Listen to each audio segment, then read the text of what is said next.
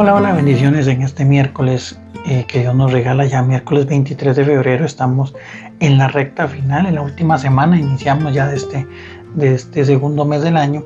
Y hoy la iglesia nos recuerda justamente a San Policarpo de Esmirna, que fue un mártir y obispo pues que se dedicó a evangelizar, a llevar a las personas al conocimiento de Cristo.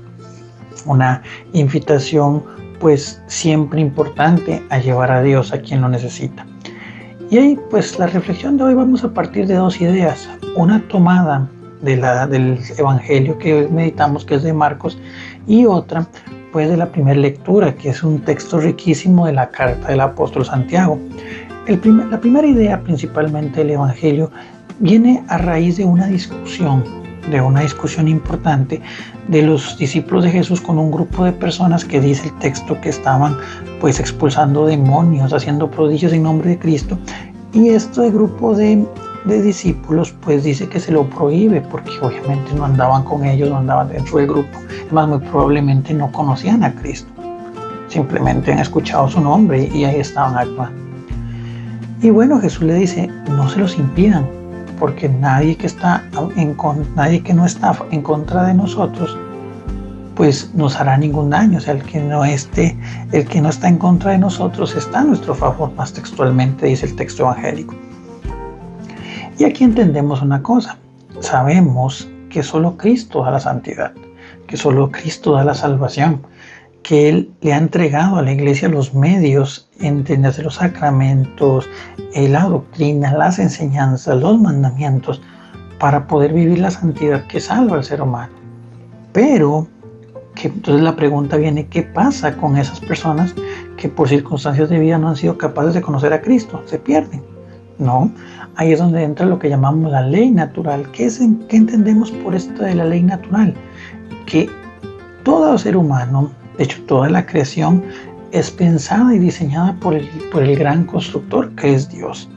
Y cuando Dios nos ha entretejido en el seno de nuestra madre, como lo dice tan bellamente el Salmo, pues evidentemente Él nos genera con esa vinculación de la criatura y su creador, con esa esencia, porque hemos sido creados a imagen y semejanza de Dios. Entonces en nuestra vida hay una esencia de Dios, hay una inquietud de Dios, que era lo que decía tan bellamente San Agustín de Hipona, nos has creado para ti, Señor, y nuestro corazón estará inquieto hasta que no descanse en ti. Entonces, ¿a qué nos referimos con esa inquietud? Es esa necesidad a veces de hacer el bien, de realizar buenas obras.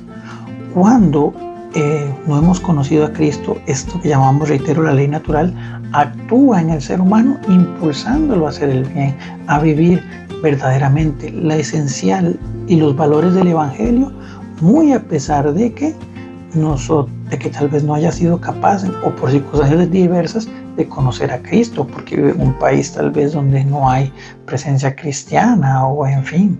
Pero bueno, esa inquietud del corazón hacia lo bueno ha sido pues puesta por Dios. Y ahí entonces, ¿qué es lo que pasa?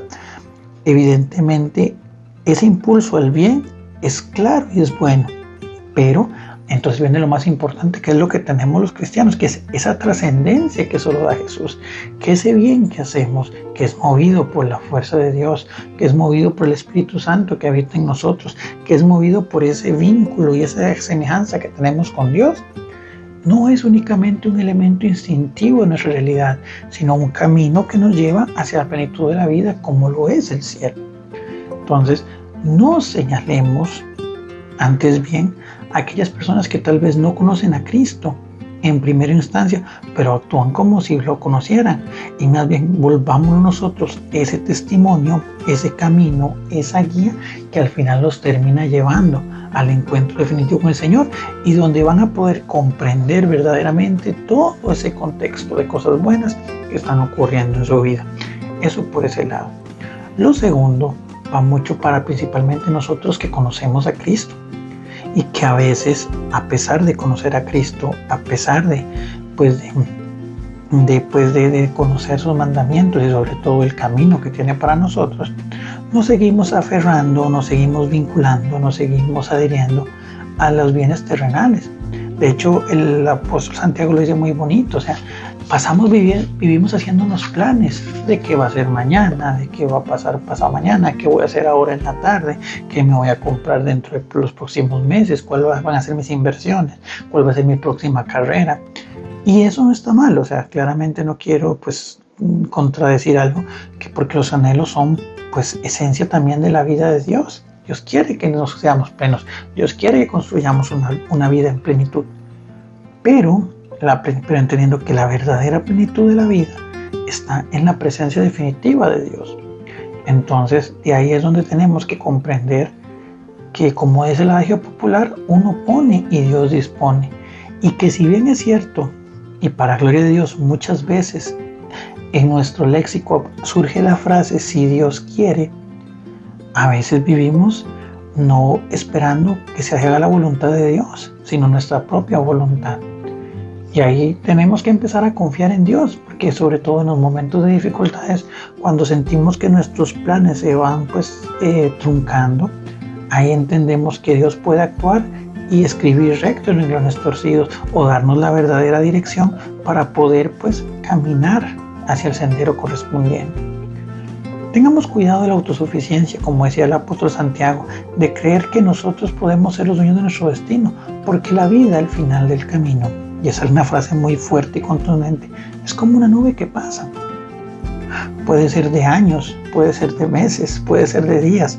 Nadie sabe qué va a ser de uno al final del día. Es más, no sabemos ni qué va a ser la próxima hora de nosotros, porque pueden pasar muchísimas cosas que evidentemente no se trata de llevarte desde un plano de una perspectiva negativista, sino de esperanza que nace de la confianza de saber que estamos en las manos del Señor.